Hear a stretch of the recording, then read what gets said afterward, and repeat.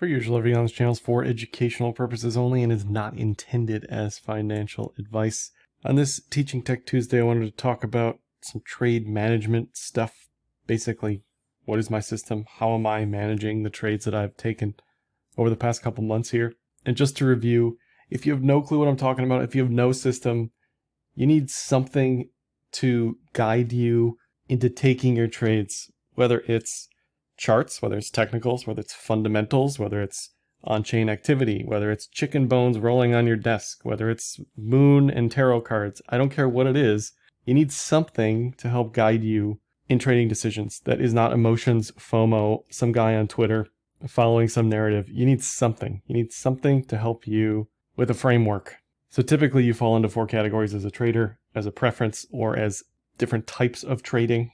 Most people will have buckets for allocations of long versus short-term trading, intermediate trading, medium-term trading. Most altcoin people follow scalping or fall into the scalping bucket almost exclusively. There's a high risk of total loss. They don't understand risk reward. Scalping is perpetuated because it's exciting. There's gambling elements involved. It gets a lot of press, and look at Roaring Kitty and look at all that crap, right? I think people see him as a YOLO gambler when in reality, or in the early days at the very least, he was definitely on the position swing side, more on fundamentals. Anyway, so I'm a trend trader. I'm a swing and position trader. I'm certainly not a day trader. Certainly not a scalper. So you have to take that into consideration. Most people, when you give them enough time to become profitable, and you're not on this time constraint of I need to make money every day, every week, tracking XYZ thing, you're trading your lunch money. Like, there are so many reasons why people are failing and they're just not realizing it. They can't step out of their own body for a second and look down and say, what is this guy doing? Or what is this gal doing? How can I fix this? What's not on this chart, and what's probably the second most important thing, is sizing. And I'll hit on that. Sizing trades appropriately is a massive part of the trading journey. So considerations for all this: time, risk, volatility, emotions, transaction fees, taxable events, the age of the individual. If you're young, you can take a lot of swings for the fences, hope for a home run, hope for a grand slam. As you age, as you get older, you tend to need less of that because you don't want to risk total loss. And you only need to get rich once. Okay, so if you take care of yourself with proper risk management early on, you can afford to take less risk as you get older. And I see a lot of people talking about win rate every so often, and I just couldn't care less personally. What I care more about is sizing. Sizing your trades is huge. If you are right an equal amount of times that you are wrong, you're not really making money if the sizes are equal. If you're making profitable trades that are sized more than the non-profitable trades, that's where you want to be, that's where you want to live. And again, the altcoin people, the NFT people, the whatever cycle people, the celebrity meme coin, Solana, whatever it is, right? Most of that is here. It is extremely high risk, extremely high reward, probably extremely low win rate for most people. Most people are not posting on social media, oh, hey, I just lost my house, car, whatever payment, right? Most people are not saying that. So there's a selection bias for success, or just people flat out lying on social media all the time, right? So your win rate doesn't have to actually be high. It's better if it is, obviously, but it's actually best if the trades are sized appropriately and you have some conviction based on some system, and you're not just throwing money at the wall, seeing what sticks. Okay, that just doesn't work. Baseball is not trading, but there's a lot of great trading metaphors in baseball. These are the all-time batting average leaders, and they have a hit rate of less than 50%, slightly above 25%. Okay, this is 37%, and you're the best hitter of all time, right? Look at any profitable trader. They probably take lots of swings at trades within their system that are deemed appropriate based on risk reward, but certainly not all of them are winners. And the trades that are winners, they're able to hold on long enough and ride that. But you have to have a system in the first place to understand what's going on. And generally, this is how it works for most people. They start, they lose all their money on every trade. They're using too much leverage, too much size. They are trading way too risky. They're trading some alt on some random DEX that just got listed 5 seconds ago that they heard about on some guy on Twitter, right? Stuff like that. Or they're not understanding the risks of what they're buying based on the macro environment, high rates, inflation, Fed being restrictive. They're not understanding that Luna's a Ponzi. They're not understanding that rugs are possible, whatever, right? This is how most people are like this, and they stay as losers the entire time. Very few people can even get to break even. Very few people can make it from one level to the next here. So after you do some self-actualization, you realize, hey, I need to change something.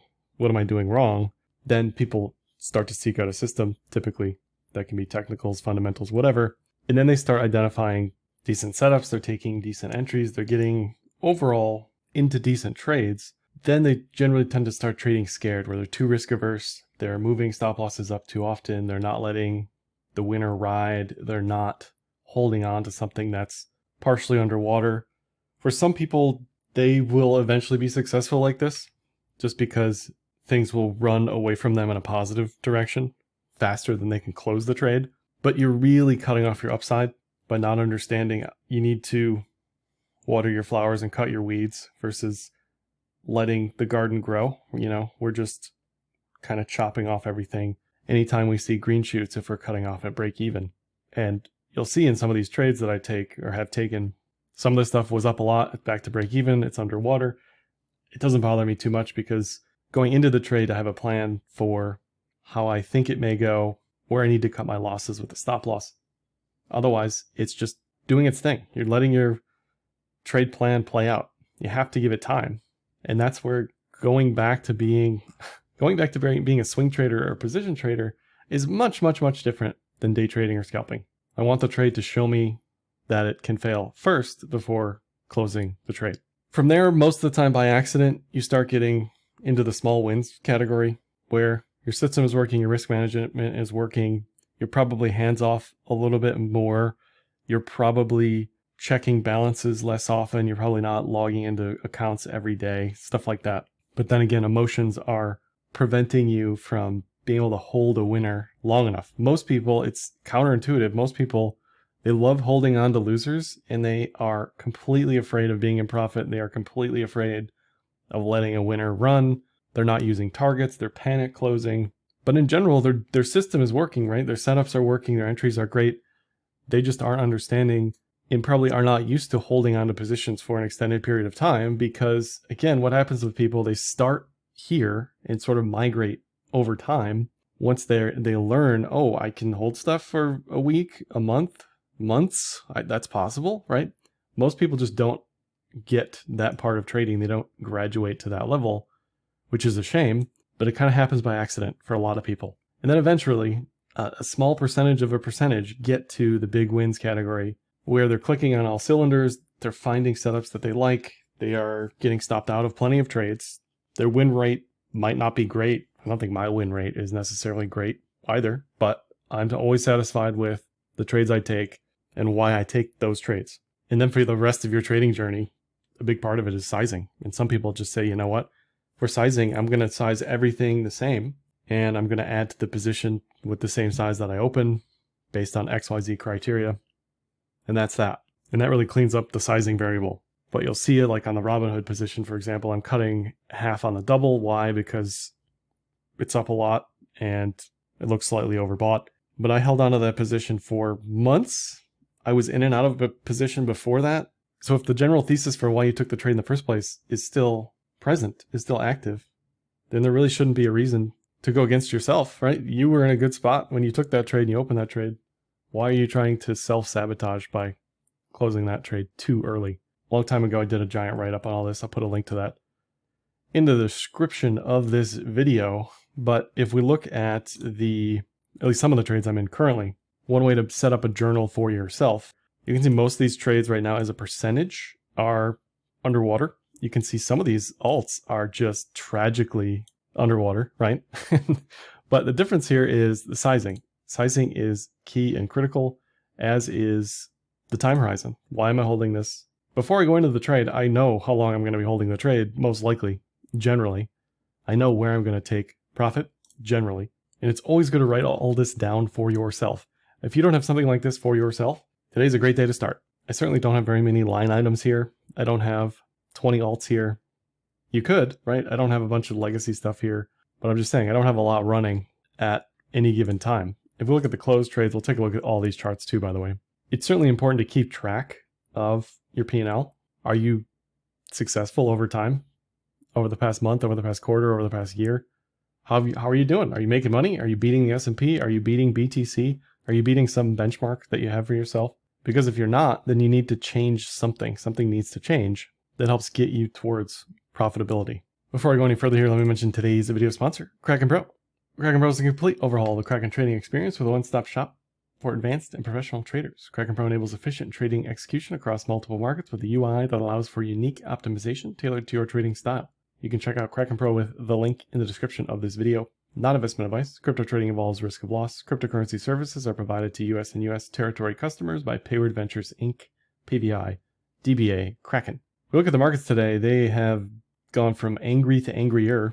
BTC is still very much in the range, down a couple percentage points on the day. Alts down extremely more than BTC. One thing to note here for Kraken, it's a rolling 24-hour change. I believe it's not based on 8 p.m. EST. So you're going to notice these values look slightly different. What do I want to see out of BTC here? I want to see a bounce. Ideally, I want to see some life. Ideally, we see some volume. We see some short liquidations. We see some signs of life in any way, shape, or form that is not just complete bleeding, continuous bleeding. Arguably, we're in the wheelhouse of, if this was some low time frame chart pattern, we'll call it an Adam and Eve, I don't know, some low time frame double top. Certainly not something that I was trading actively, obviously, but we're getting closer to the wheelhouse. 62, 63, that's basically the daily cloud. So generally based on the cloud, you want to be adding in places like this, but you want to have dry powder ahead of time to add for something like this. And if your meme coin portfolio got destroyed, hopefully there's some lessons to be learned there as an individual. I had talked about this months ago at this point. This was late April. I talked about a meme coin portfolio. I talked about what to look for, what I was looking for. Why would you be buying any of this stuff at that point? Should you be DCAing? Should you be lump sum buying? That's up to you. I can't answer that question for you. I had some specific coins in mind. Here would be some sort of benchmark you could measure against other than Bitcoin, other than ETH or Sol, or the S&P or NASDAQ, and then laid out a weekly plan of what to be buying at what percentage, right? And this is heavy back weighted because there's some expectation that this stuff should continue to bleed. So if you're DCAing here, if that's your plan, this is exactly what you want to see. You want to see weakness. You want to see better prices, more bang for your buck. So if that's your plan, and like me, you're kind of expecting bullishness into Q4, I wouldn't deviate from that plan just because we're having some down days. You should be rooting for down days. You should be rooting for prices to continue to plummet. So if you have some sort of plan like this, definitely stick to that plan. Looking at the individual charts for these trades, for anybody who's listened to me for any period of time, knows that I rely heavily on the cloud. I like it for trend trading. It also helps you know what to expect ahead of time. So just looking at this today, if I'm on some high leverage position, I've got to reduce if this gets into the cloud. I've got to reduce or close if we get a bearish TK cross. And that's just part of the chop. Is there a broader possibility for an inverted head and shoulders here? Absolutely, but that doesn't trigger until we're back at 72 for the 56th time. That is not some hopium copium chart pattern up here that could easily morph into a double top, right? So you want to start thinking about stop losses and where you're going to run into traps before you take the trade, which the cloud tells you immediately. You know, if you're adding in the high 60s, mid 60s, like I was on BITU, I very much knew that we have room to go down. We had some wiggle room. I talked about that on Sunday. And now we're to the point where we need to start seeing some signs of life here pretty soon, along with the 20-week moving average, or just based on the system, I need to start reducing. And you might be thinking, well, it doesn't make too much sense to reduce where it's telling you to add, but I would need to see a candle close inside of the cloud to get nervous about bearish continuation or going from bullish to neutral, stuff like that. So there's not a lot of wiggle room anymore. There certainly was at 68.5, but definitely not down here. That's just the way the cookie crumbles. Welcome to the range. Welcome to the chop. This is the alt BTC index. This is total 3 minus stables divided by BTC. Use total 2, use ETH, whatever it is, right? There's no alt chart that looks good against BTC here. I will pause it. I'll put that forth. For those expecting alt season or looking for alt season, it's another reason why many people have been tracking this specific chart with some trend metric. I don't care what it is. Just continually telling you now is not the time. And now we're breaking lows, and we still have people saying alt season, alt season, alt season. I think we'll get an alt season eventually. I think it'll be around Q4. So from a DCA perspective on the meme folio, yeah, love it. But that doesn't mean I'm aping or FOMOing into anything here. I don't really care. Like, let it bleed, let it go to zero, let it die, because once again, you get more bang for your buck. The lower the stuff goes, whatever your personal list is. So any trades you're taking here on alts probably will not be day trades or lower. For me, anyway. You know, I'm thinking the next quarter, the next 2 quarters into Q1 2025. Anything I'm buying here or holding. I have no rush to expect a positive outcome. And that's one of the reasons why I'm still holding on to some of this junk at a huge loss, right? I knew going into this that these would be highly volatile. I'm not using leverage. This is on spot. And that goes back to sizing. Why is sizing basically zero? Because I know now is just not the time. Now it's just not the time. It hasn't been the time. So one way to DCA this stuff is, instead of every day or every week, just do it once a month. Do it once a quarter. Do it whenever you think price is low enough, right? You don't need to watch it every day. I know it's down. I don't care, right? That's the point. I hope it's down. I hope it's down when I'm accumulating. That's what you want. But we've got most people with the opposite problem, where they're just deep into alts. They're so deep still. And I talked about this for weeks at this point, a couple weeks, this possibility that, oh, Link and all these others could be a head and shoulders. We're seeing them start to break down in varying degrees here. Filecoin probably looking the worst on the daily or the 2-day dot. All these, there's just no bid for any of this stuff. Nobody cares about any of this stuff. There are definitely more sellers than buyers for all of these charts. All the more reason the market is just telling you now is not the time. So BNB was a trade I took based on a chart pattern, the ascending triangle. You can measure that with fib extensions. You get a target. We did not hit that target. We did break out. This took a very long time to break out. I believe this was an all-time high, a new all-time high for BNB. Based on the daily cloud, it's getting to the point where it needs to turn around quick. This will probably get a bearish TK cross, which at that point I will close this trade. And this is a failed breakout. It is what it is, right? The reason it was sized the way it was, the reason it was traded on spot instead of leverage, was for these reasons. You can always take partial profit at the breakout using whatever system you prefer, but this is one example of a failed ascending triangle breakout amongst many that you just need to file away for, oh, okay, this is possible, this can happen, right? I don't think you can trade scared. I don't think you can see this and look at the environment broadly and think this isn't going to continue or whatever, right? It's going to have a challenging time. There's more headwinds than tailwinds, but that's just the way the cookie crumbles. This is Doge on the daily. Again, this was a back and forth tug of war between head and shoulders, inverted head and shoulders, failed breakouts, failed to hold the cloud on the daily, finally started to break down and probably goes to below 10 cents is my guess eventually. And do I care? No, because I'm on the yearly cycle, the quad year cycle time frame. Like, I don't even care, right? Let it go to 6 cents. I don't care. I'll be adding. Okay. So this is weekly cloud relative to halving. We have one data point, but last time it took over 250 days to break out post halving, and it was a little early, so it's probably going to give some back. Filecoin daily, we already talked about this. The moment these break down below the cloud is your warning sign based on the cloud system to get the heck out of that position for this very reason. The difficulty with the high time frame clouds on altcoins, much like this chart, the day it is below the cloud, it gets like a 30% drop or something, right? So that's why typically when this moves from above the cloud to in the cloud, then that is the time to hit the ripcord. Enough's enough. Move on. Next trade. Okay. Here's a great example, right? This will be burned into my retinas forever as an example of altcoins. If something gets in the cloud, close it. If something gets above the cloud, open it. It's that simple. So you had a great trade from, 6 to 850. And after that, the expectation was down. This is the weekly cloud. This may continue to go to range sideways, flat on USD, on the USD pair. I don't really care. It's one of my own personal YOLO gamble lottery tickets that may result in total loss, delisting, radiation, devastation, etc. So I don't really care. Let this go down, right? It just doesn't bother me. It's not the type of trade that I'm in for the initial pop. This is flow, another one, same story, right? In the cloud, below the cloud, and you'll start to notice all these charts look the same. That's weird. Why do they look the same? Well, what is the macro environment? Are people here right now? Do people care about alts? No, they don't. So all these charts are going to be pretty highly correlated, and that's another warning sign that we're not seeing broad winners in the group here. They're all just moving together. Algo, same thing.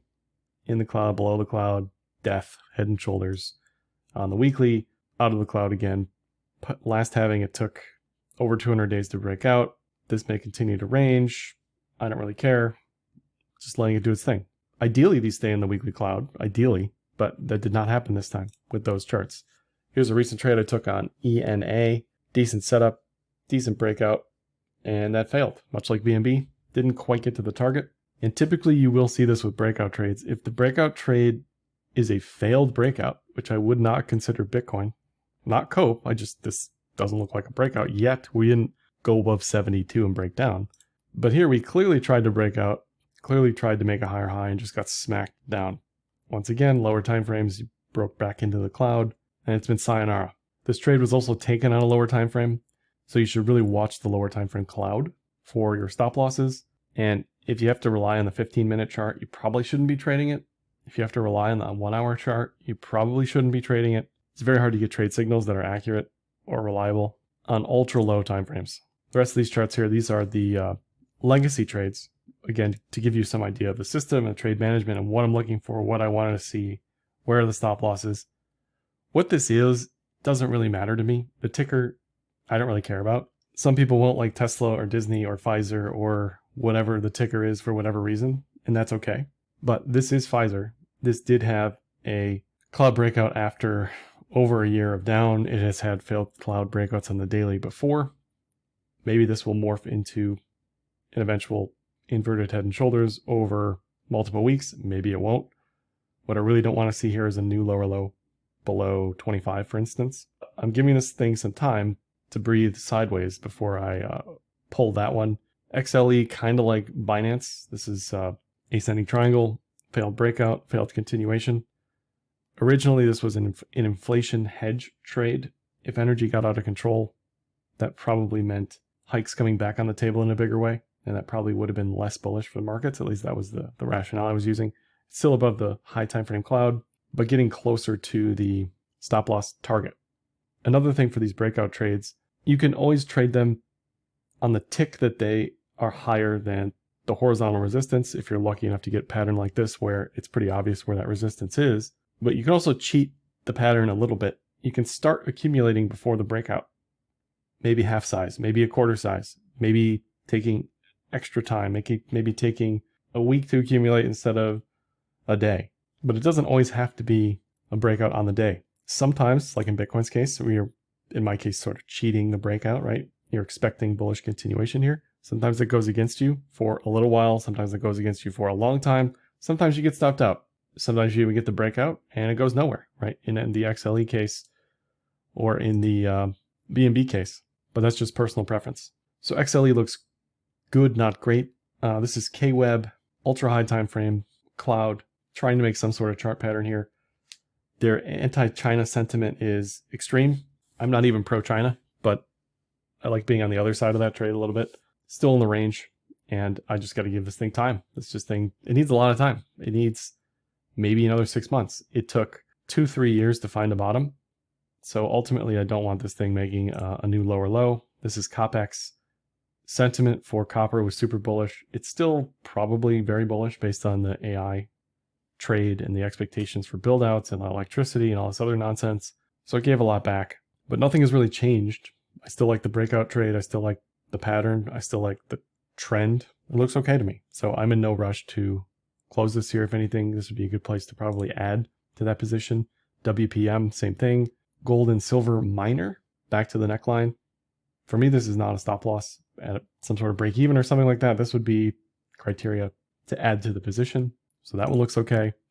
Uranium, you may have noticed on some of this stuff, I'm trading one ticker and charting another ticker, mainly because something like URA has more trade history versus URNM. And to me, this looks like bullish continuation, cup and handle. Nothing has changed in the thesis to open this trade. So I'm not going to close it early. It might be slightly underwater, but I don't care. Again, this looks like a good place to maybe add.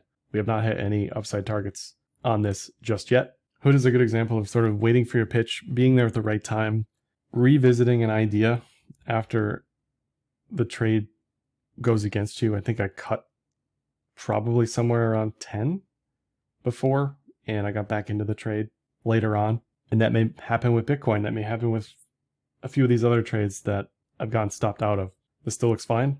You can use the trailing stop loss and all this stuff as well. But the general rationale for the trade, the accumulation zone, we haven't revisited that zone. We're way above that zone. Things have gone very well for this chart. So to me, there's no reason to close everything here. If you're selling half on a double, you're taking out your initial investment and you're just literally, it's free money, right? Will it go to 40? I don't know. Will it go back to 13? I don't know. But the initial risk is off the table. So that's one of the reasons to sell half on a double. MS, Morgan Stanley, similar to WPM, inverted head and shoulders. Looks good on a cloud, back to the neckline. If anything, this is adding criteria. And just another reason to keep journaling this stuff and looking at it once a week, once a month, something to just get some idea of what's going on, depending how active of a trader you want to be. But this just needs time. Could this be a failed breakout? It could. It was a failed breakout in January 23, February 23, but I'm going to give this some time. Let it do its thing.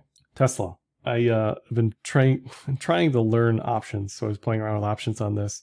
Ended up closing, I think, slightly in profit, but chart pattern still looks good. It's in the cloud, needs time. So if I was holding common instead of options, I think I'd still be in this trade, but this trade for me is closed at this point in time. But even with closed trades, it's good to just continue monitoring them, because based on your system, for whatever reason, they clearly bubbled up to the top for some reason, much like Hood. You know, again, I was in and out of that trade a couple times. I don't like Tesla. I don't like Elon Musk. I've made that clear. But it's not about that. It's about the technicals, the chart pattern, the system, the cloud for me. WGMI, I closed this one to de-risk across the book. As I said in the open, you should be watering your flowers and pulling your weeds. This was the exact opposite, where I'm cutting something that's in profit, mainly because I was worried about giving it all back. Again, another failed breakout trade, downside risk. This continues to look very good though. Continues to have plenty of room, potentially on the upside. It wouldn't surprise me if this consolidates around this level before moving higher.